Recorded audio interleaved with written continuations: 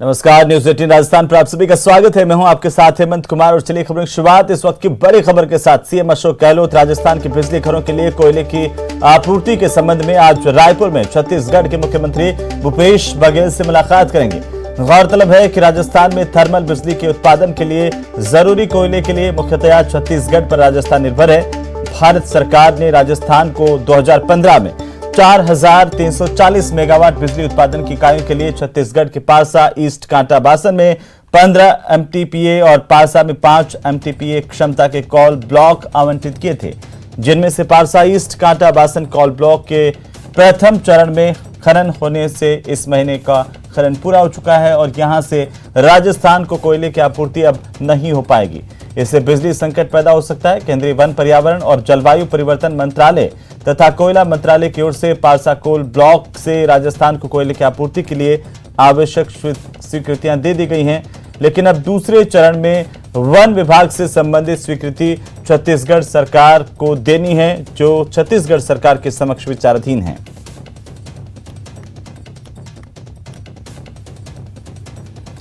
और इसी बीच ज्यादा जानकारी के साथ हमारी सहयोगी रायपुर से संवाददाता ममता हमारे साथ जुड़ चुकी हैं। ममता, राजस्थान के मुख्यमंत्री अशोक गहलोत का आज रायपुर का दौरा है, किस तरीके से उनका कार्यक्रम है?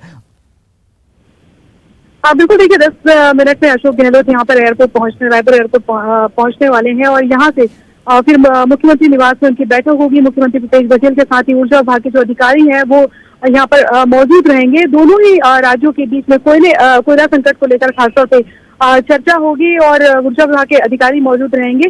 लंबे समय से राजस्थान और छत्तीसगढ़ सरकार के बीच में कोयले की कमी को लेकर ये बात भी आ रही थी कि तनाव भी थोड़ा सा चल रहा है और इसको लेकर दोनों ही दिल्ली में राहुल गांधी के साथ में मीटिंग भी हुई थी, जिसमें मुख्यमंत्री भूपेश बघेल और मुख्यमंत्री अशोक गहलोत भी शामिल थे। और अब यहाँ पर छत्तीसगढ़ में वो आ रहे हैं और यहाँ पर बैठक होगी। इस बैठक में इस बात को लेकर खासतौर पर जोर दिया जाएगा कि किस तरह से आपसी समन्वय के जरिए जो है ये जो कोयला संकट है इसको दूर किया जा सके और क्या चीजें ऐसी हो सकती है जो दोनों राज्यों के हित में हो और दोनों ही राज्यों के बीच में जो कोयले की कमी है उसकी कोयले की जो आपूर्ति है उसको पूरी की जा सके। खासतौर पर अगर हम बात करें तो राजस्थान में जो कोयले की आपूर्ति को लेकर जो संकट की स्थिति आई है उसका क्या सोल्यूशन निकाला जा सकता है, इसको लेकर बैठक होगी। लेकिन ममता, पिछले दिनों भी राज्य सरकार के इलेक्ट्रिसिटी बोर्ड के जो अधिकारी हैं वो छत्तीसगढ़ पहुंचे थे, वहां पर अधिकारियों से मिले थे, कोई बात नहीं बन पाई थी और यही वजह है कि खुद मुख्यमंत्री अशोक गहलोत को वहां पर जाना पड़ रहा है। क्या इस बात की उम्मीद है कि अब जब दोनों मुख्यमंत्री आपस में मिल रहे हैं तो कोई न कोई समस्या का समाधान निकल पाएगा?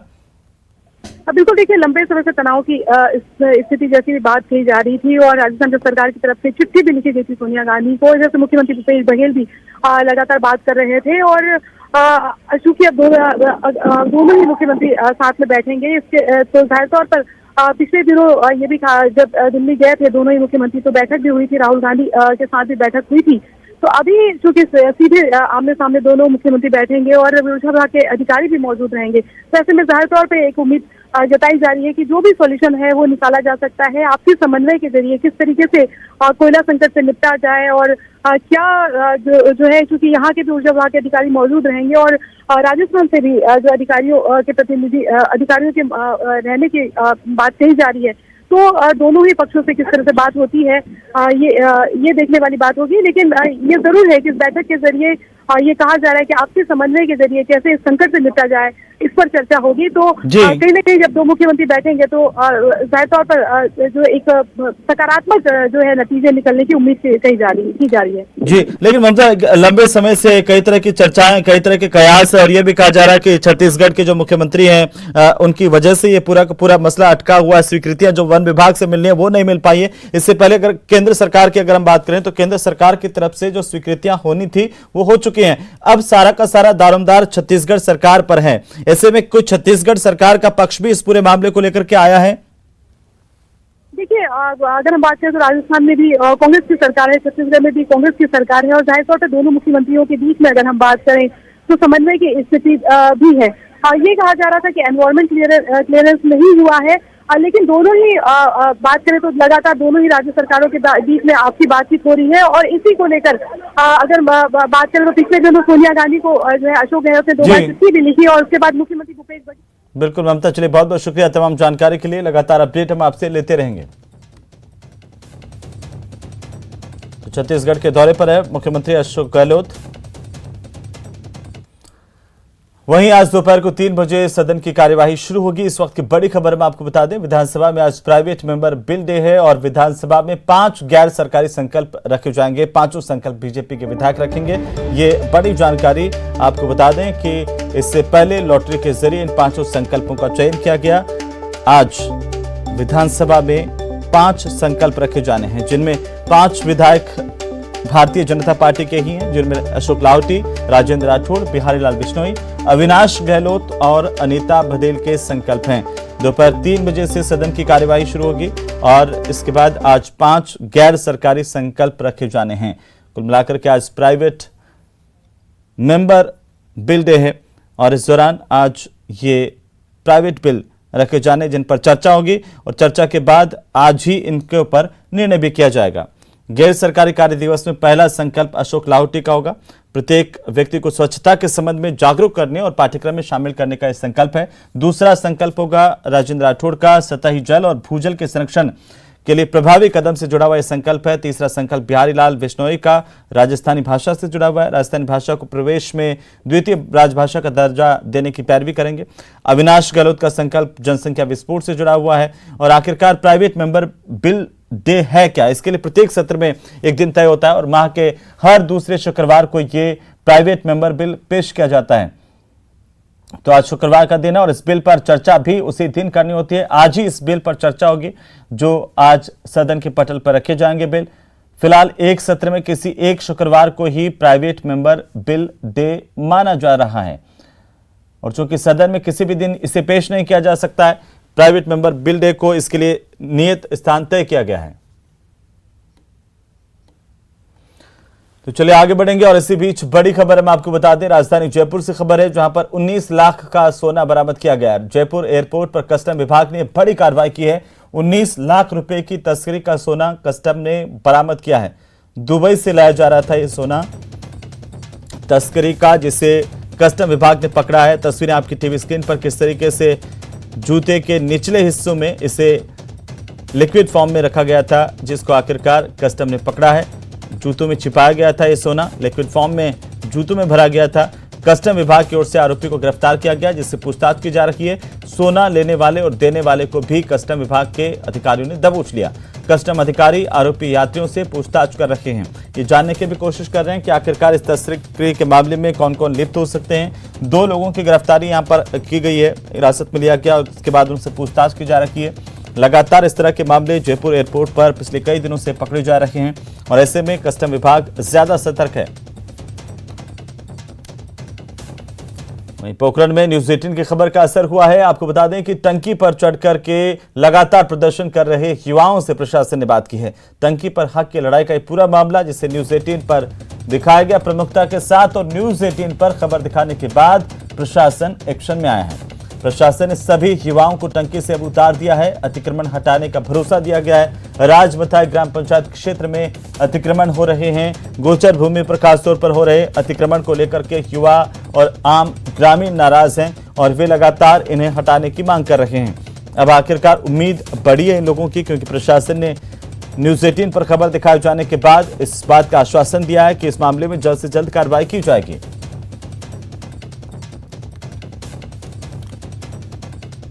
और अलवर में पानी की समस्या को लेकर के महिलाओं ने दोबारा बहरोड टी पॉइंट को जाम कर दिया। आपको बता दें कि इन महिलाओं ने सड़क पर बैठकर प्रदर्शन किया है। मौके पर पहुंची पुलिस ने जाम खुलवाने की कोशिश की, लेकिन महिलाएं नहीं मानी।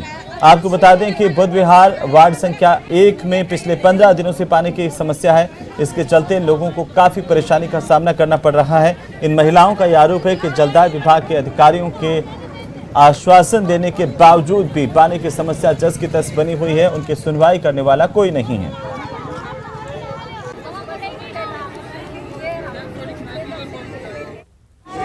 पानी के लिए बैठे हैं, सुबह 7 बजे से पानी नहीं आ रहा। 15 दिन से खूब प्रशासन ने कह के दाबले, बोले पानी नहीं है, पानी नहीं है। तो अब आज पानी आएगा तभी उठेंगे।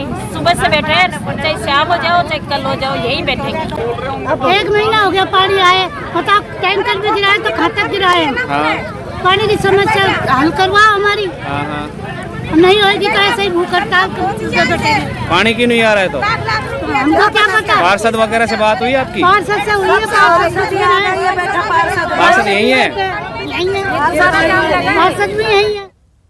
और अब बात 12 की, जहां पर अडानी पावर प्लांट क्षेत्र में लंबे समय से पैंथर का मूवमेंट बना हुआ है। पिछले दिनों पैंथर की आवाजाही सीसीटीवी कैमरे में कैद हुई है और इसके बाद लोगों में दहशत का माहौल है। आपको बता दें कि हाल ही में वन विभाग की ओर से लगाए गए ट्रैप कैमरों में पैंथर के फुटेज आए हैं।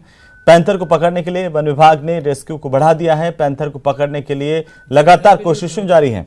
तस्वीरें आपकी टीवी स्क्रीन पर सीसीटीवी फुटेज की तस्वीरें भी है, जहां पर पैंथर कैमरे में कैद हुआ है। लाल घेरे में आप पैंथर को देख सकते हैं और इसके बाद लगातार वन विभाग का अमला सक्रिय है। यहां पर एक पिंजरा फिट किया गया है और साथ ही साथ पैंथर को ट्रैंकुलाइज करने की कोशिशें भी लगातार की जा रही हैं।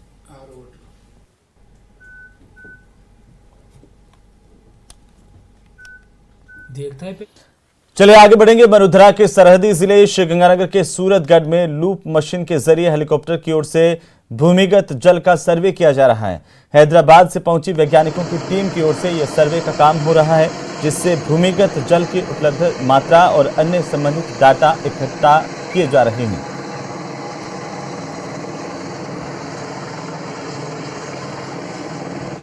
तो पिछले 4 दिनों में तीसरी बार पेट्रोल और डीजल के दाम बढ़े हैं। श्रीगंगानगर जिले में पेट्रोल प्रति लीटर 114 रुपये 67 पैसे पहुंच गया है, जबकि डीजल के दाम भी 97 रुपये 66 पैसे पर पहुंच गए हैं।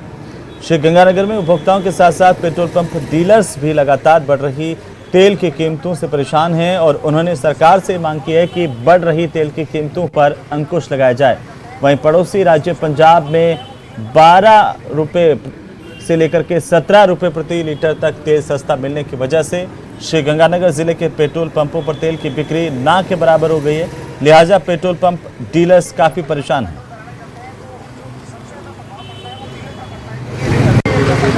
पिछले 4 दिनों के भीतर ही तेल कंपनियों ने आज लगातार तीसरी बार पेट्रोल और डीजल के दामों में बढ़ोतरी करते हुए श्रीगंगानगर सहित प्रदेश भर के उपभोक्ताओं को निराश किया है। बात करें वडोदरा के सरहदी जिले श्रीगंगानगर की, तो यहाँ पेट्रोल की कीमतों में 88 पैसे प्रति लीटर तो डीजल की कीमतों में 82 पैसे प्रति लीटर की बढ़ोतरी दर्ज की गई है।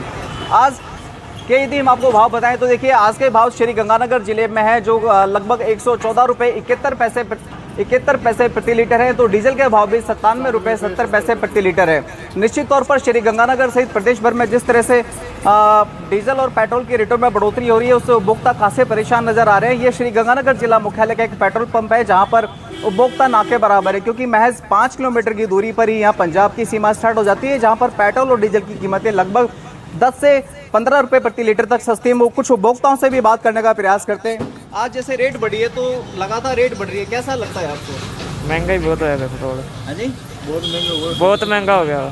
नहीं, कैसा लगता है आपकी जैसे रोज बाइक चलाते हो तो क्या उससे फर्क पड़ता है आपके ऊपर?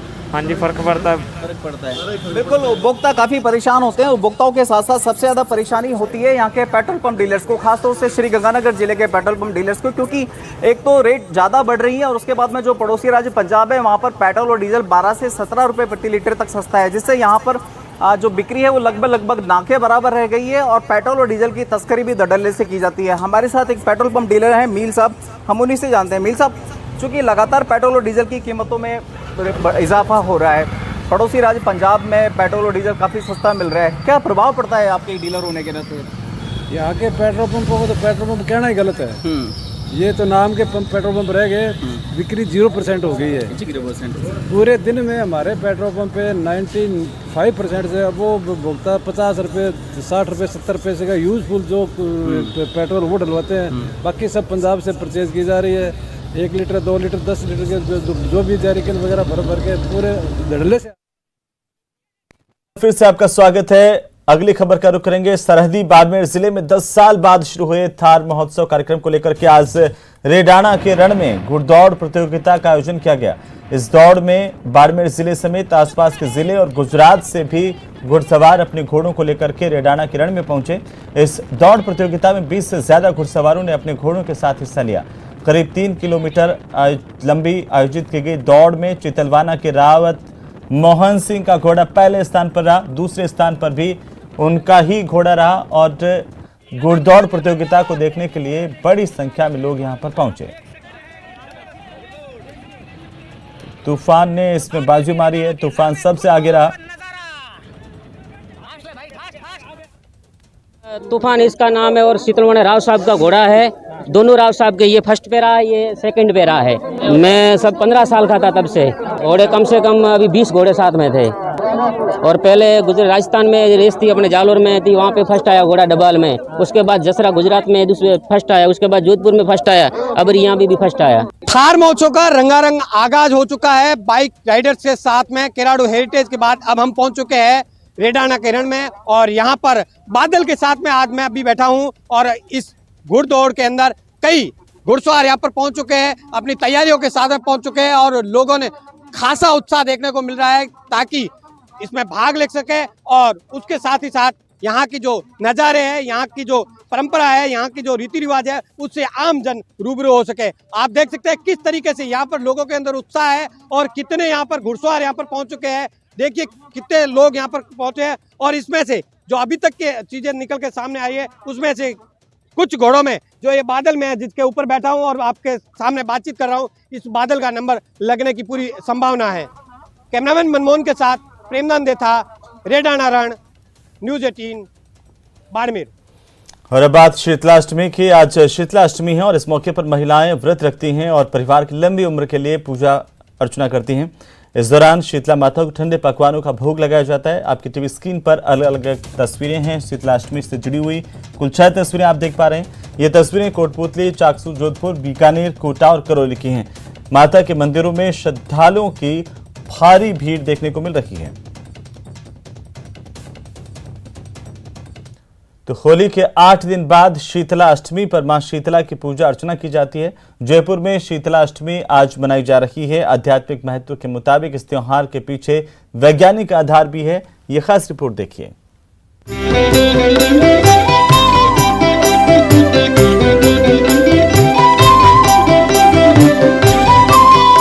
कीजिए माता शीतला का ध्यान,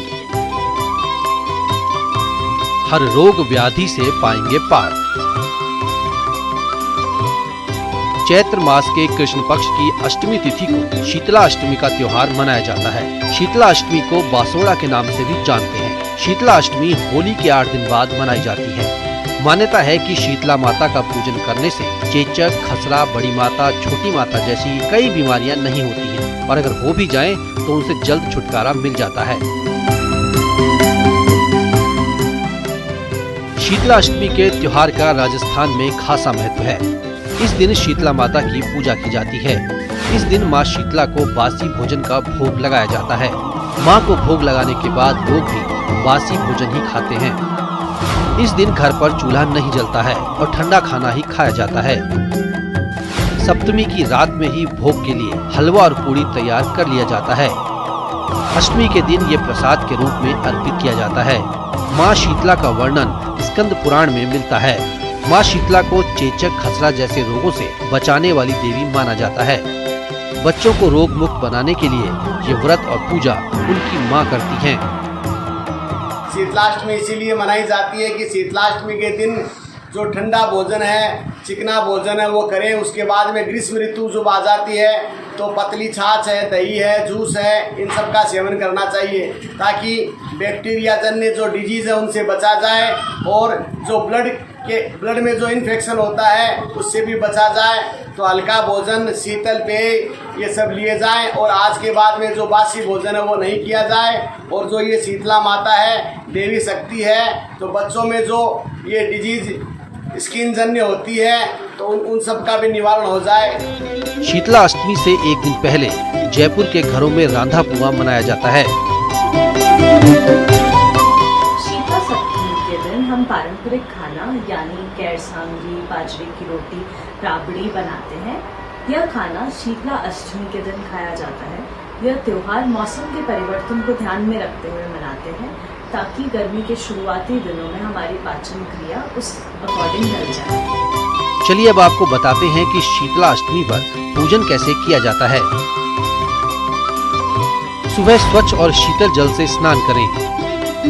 स्नान करने के बाद मंत्र से संकल्प लें। विधि विधान से पुष्पगंध आदि से माँ शीतला की पूजा करें। एक दिन पहले बनाए हुए बासी खाने का भोग लगाएं। बासी मेवे, मिठाई, पुआ, पूरी आदि का भोग लगाएं। भोग लगाने के बाद शीतला स्तोत्र का पाठ करें। रात में मां का जगराता करें और दीपमाला जलाएं। जयपुर से न्यूज़ 18 राजस्थान के लिए सौरभ गृहस्थी की रिपोर्ट। तो इंदौसा में भी शीतलाष्टमी धूमधाम के साथ मनाई जा रही है। आज सुबह से ही शीतला माता के मंदिरों में महिलाओं की भारी भीड़ यहां पर देखने को मिल रही है। महिलाओं ने ठंडे पकवानों का भोग मंदिर में लगाया, सुख समृद्धि की कामना की है।